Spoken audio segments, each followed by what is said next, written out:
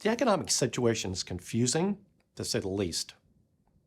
We received a very strong jobs report, but at the same time, there have been many high-profile company layoffs. Stocks are soaring. The Fed is implying mission accomplished, but the yield curve is flashing code red. The key question is, can we achieve a soft landing? Let me try to make sense of where we are and where we are going. First, what's a soft landing? To me, it is slower growth or even a minor recession such as 2001 or the Gulf War recession in the early 1990s. To understand what is ahead in 2024, I think it's important to understand 2023. Real GDP growth was surprisingly robust at 2.5%. But 87% of that GDP number was driven by consumer and government spending. The consumer drew down savings from pent-up COVID demand and generous government support programs. These savings are nearly depleted. A leading indicator is credit card and auto loan delinquencies. Your savings have run out if you choose to pay 20% interest on missed payments. The other important category of GDP is investment. In 2023, it was negative. Indeed, effectively already in recession. Let's throw in the resumption of student loan payments, impacting 40 million Americans, an immediate haircut of disposable income.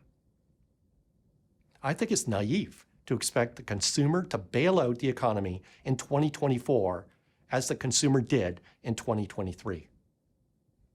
Other headwinds? Well, number one is commercial real estate, which is in the toilet. Work from home has caused a spike in vacancy rates. This is a structural change. Commercial real estate poses the same sort of risk that subprime posed before 2007. Last week, indeed, we saw rumblings of another banking crisis. There are positives too.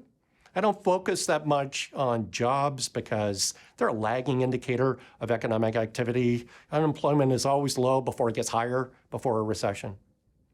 However, I do look at excess demand for labor.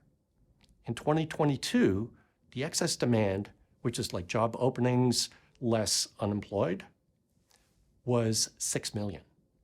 Now it's 2.5 million, but that number is still good. Even with slower growth, this buffer is important.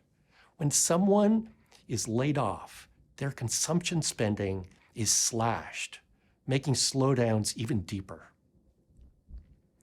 Residential real estate, in contrast to commercial real estate, is another positive. Different from 2007, owners have much more equity in their housing than debt. It is unlikely that residential housing will cause the havoc that we saw during the global financial crisis. The elephant in the room is the Fed. I've been critical of the Fed in the past. And to be clear, they have a very tough job. Ideally, the Fed decreases the volatility of the business cycle, but their actions have been very costly and may lead to the opposite effect. So let's go through what I consider their mistakes. Number one, the Fed kept rates near zero after the 2007 recession in a record NBER expansion with historically low unemployment and all-time high stock prices. This distorted our medium-term growth prospects. Zombie firms were able to get through. It is always better to allocate capital to innovative companies.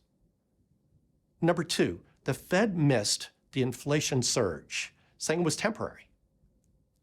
Given shelter's 35% of CPI, it was obvious, at least to me, that the double-digit real-time shelter inflation would cause the CPI to surge in the future, and it did. Number 3, the same mistake on its shelter is repeated in 2023. Using real-time data rather than the stale CPI data, the Fed achieved their target of 2% in 2023. In my opinion, all of the hikes in 2023 were unnecessary. Number 4, the last mistake is unfolding in real time. The Fed needs to undo the damage of their overshoot. Using real-time shelter inflation, the CPI is sub 2% for over a year. It is extraordinary to me that the latest Fed statement mentions inflation 8 times. All of the hikes in 2023 need to be reversed. The Fed failed to act in the January meeting and suggested that they will not act in the March meeting. The Fed's plan is wait, wait, wait, then drip, drip, drip. That strategy substantially increases the chance that we do not achieve a soft landing. The Fed should lead rather than follow. Undo the damage. No one wants a recession. If one occurs, it is a self-inflicted wound.